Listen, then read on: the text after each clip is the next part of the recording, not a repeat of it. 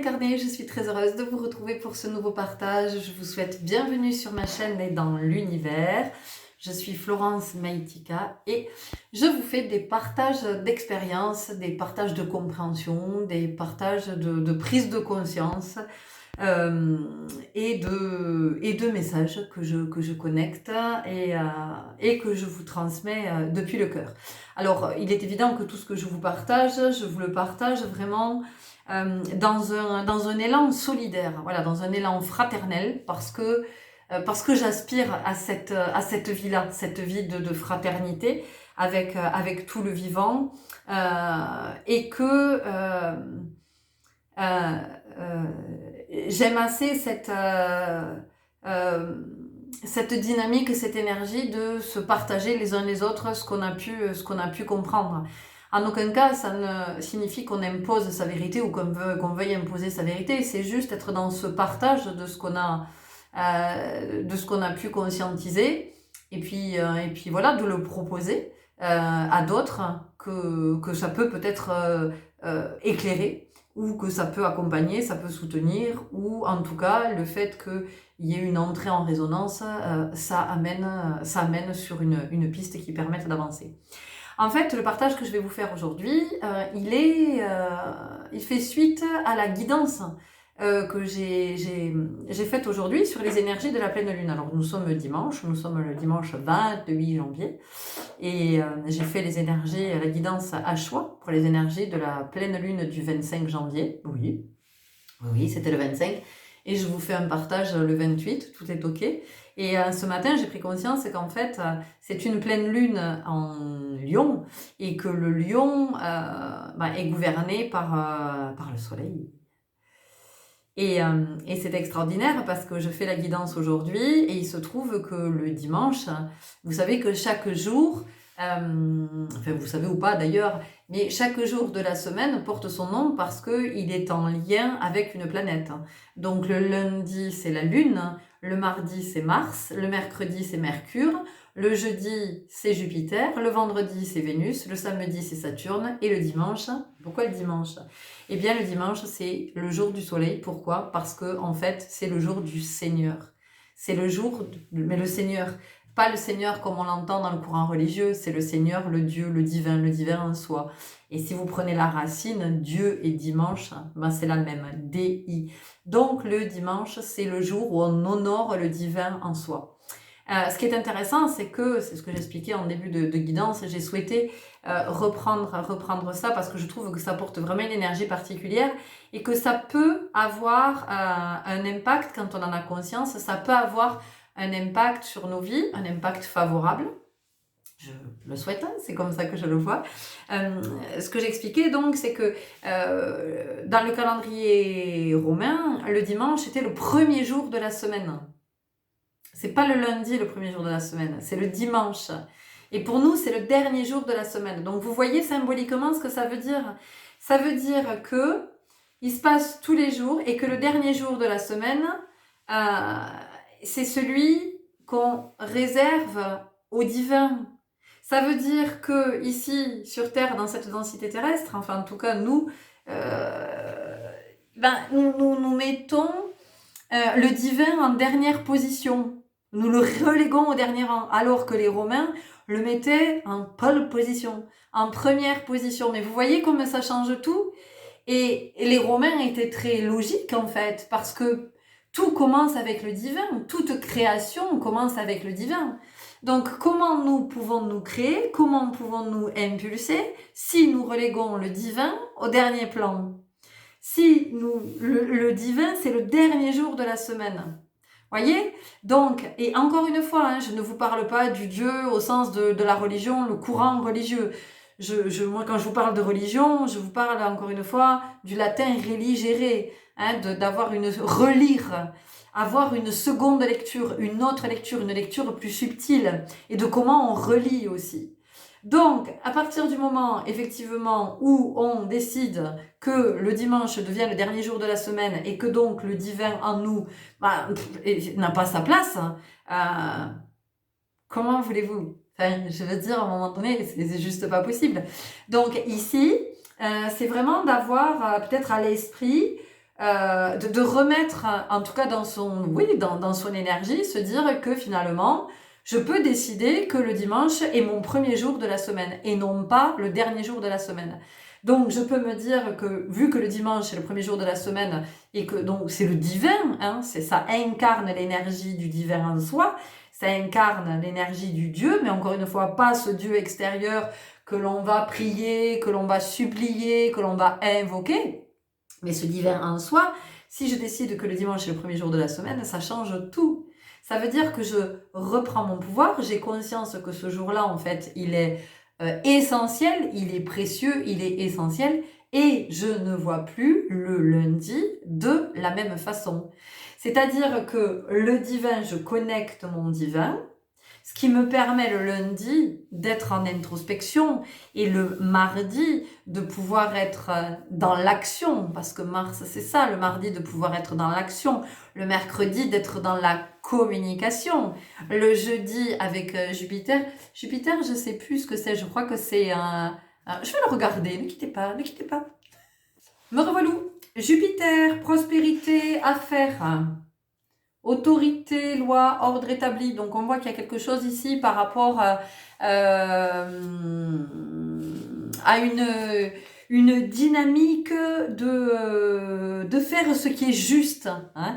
Le vendredi, c'est Vénus. Bon, ben on est sur l'harmonie. Hein. On harmonise, on est dans la relation, dans la relation à l'autre. Le samedi, nous sommes avec Saturne. Et Saturne, c'est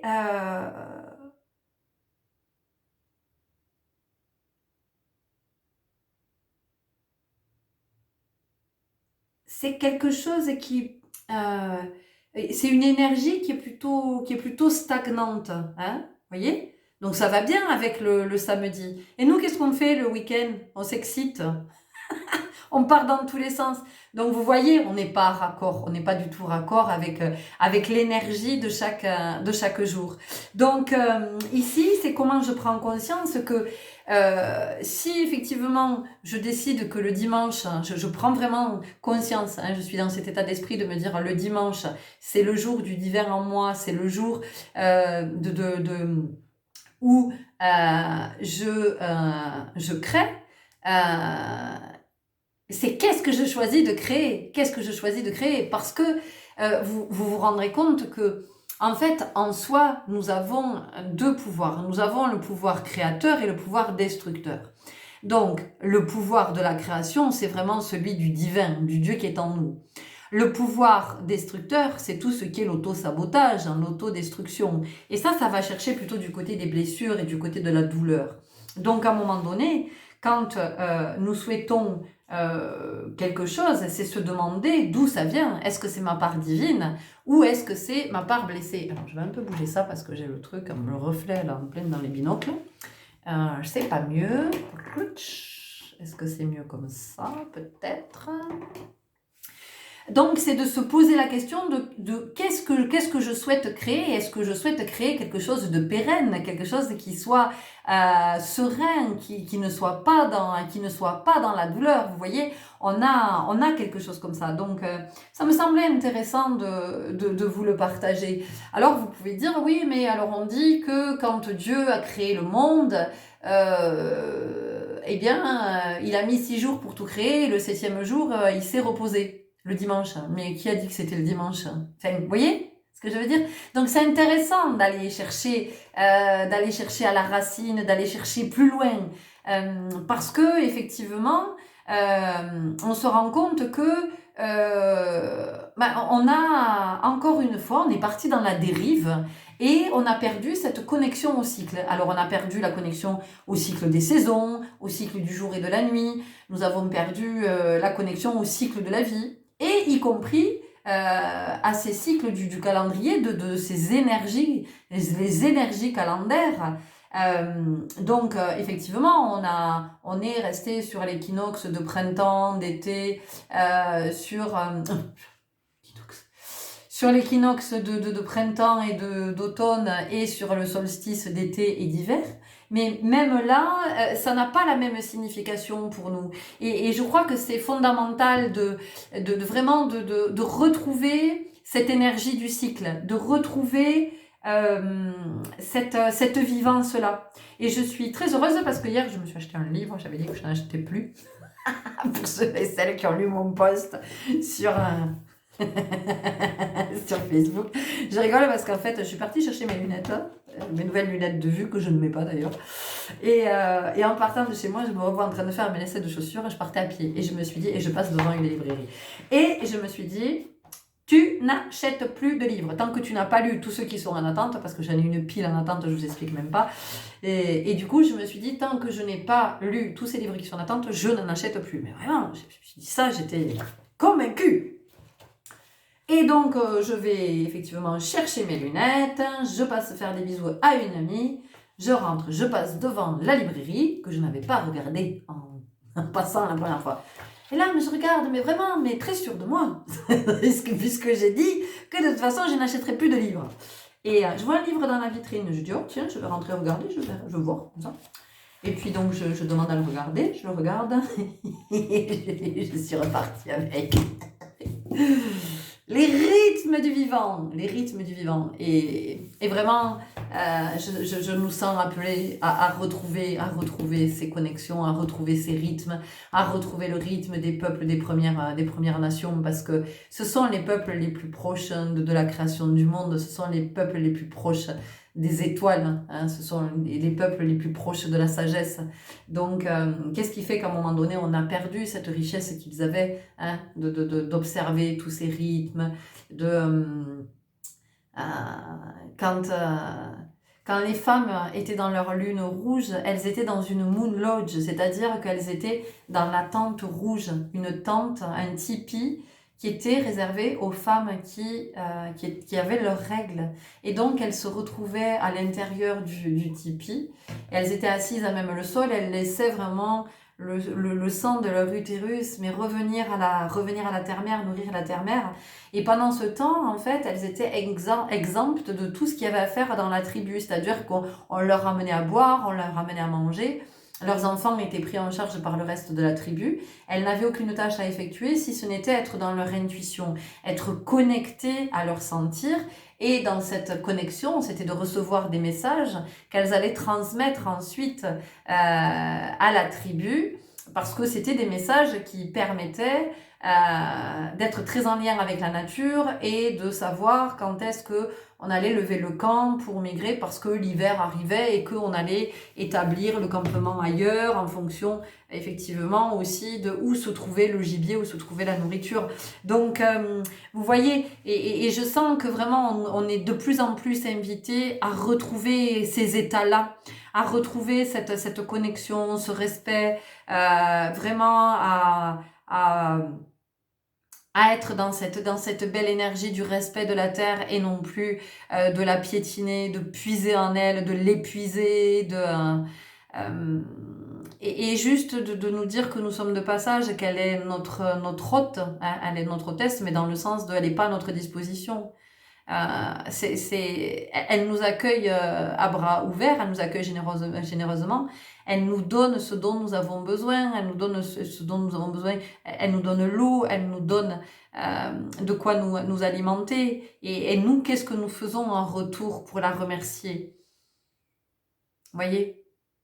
Voilà, il y a quelque chose comme ça. Et j'entends que si effectivement on repart sur des cycles comme ça, enfin si on est dans cette conscience du cycle, alors on est aussi dans la conscience de notre état de santé, notre état de santé général, notre état de santé biologique, physiologique, notre état de santé émotionnel, spirituel. Il y a vraiment quelque chose qui est très en lien.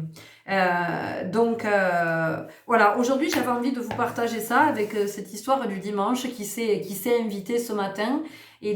voilà, de pourquoi à un moment donné, ce jour qui était le premier jour de la semaine chez les Romains est devenu pour nous le dernier jour. Qu'est-ce qui fait qu'il y a eu cette évolution? Qu'est-ce qui fait que le divin qui était le point de départ est devenu ce qui est aujourd'hui relégué au dernier plan? Voilà, je crois que c'est intéressant voilà, si vous êtes dans cette énergie, de vous poser ces questions, parce que l'être humain se pose beaucoup de questions, il est beaucoup dans le mental, mais en fait ce sont des questions qui n'ont pas de sens. Ce sont des questions qui sont pauvres, voilà, qui sont pauvres. Et aujourd'hui, il y a vraiment une invitation, si on doit s'interroger, à aller dans des réflexions qui sont beaucoup plus subtiles et qui sont beaucoup plus profondes et qui sont beaucoup plus sages. Et voilà, j'avais envie de vous partager ça. Vous verrez comment ça vous parle, ce que ça peut peut-être susciter, ce que ça peut peut-être susciter en vous, ce que ça peut peut-être révéler, peut-être rien du tout. Peut-être que du coup ça va vous amener à des endroits, ça va venir éveiller votre curiosité, parce que c'est fondamental d'être curieux. Je ne l'étais pas, et c'est mon fils en fait qui m'a, quand il était pitchoun, il avait 3 ans, il était curieux, il posait des questions, mais des trucs mais d'un autre monde, enfin vraiment et à chaque fois je lui disais mais j'en sais rien moi, écoute, je sais pas. Mais il me disait mais comment tu sais pas maman, mais il faut chercher. Et il me disait tu sais maman, dans la vie il faut être curieux, hein, il faut s'intéresser. Et en fait, c'est grâce à lui que j'ai commencé à être de plus en plus curieuse, pour répondre à ces demandes, pour en chercher ensemble dans des dictionnaires, on a cherché dans des livres, on a cherché sur Internet, et j'ai commencé de plus en plus à avoir cette appétence pour tout ce qui est de chercher, d'essayer de remonter à l'origine. Mais mon Dieu que c'est riche, hein, mon Dieu, voilà. Donc le Dieu en moi trouve ça tellement riche. D'accord, voilà pourquoi je vous partage tout ça, et je vous dis peut-être que ça viendra susciter en vous quelque chose de sympa. Bien écoutez, le divin en moi, salut le divin en vous. À très bientôt, au revoir.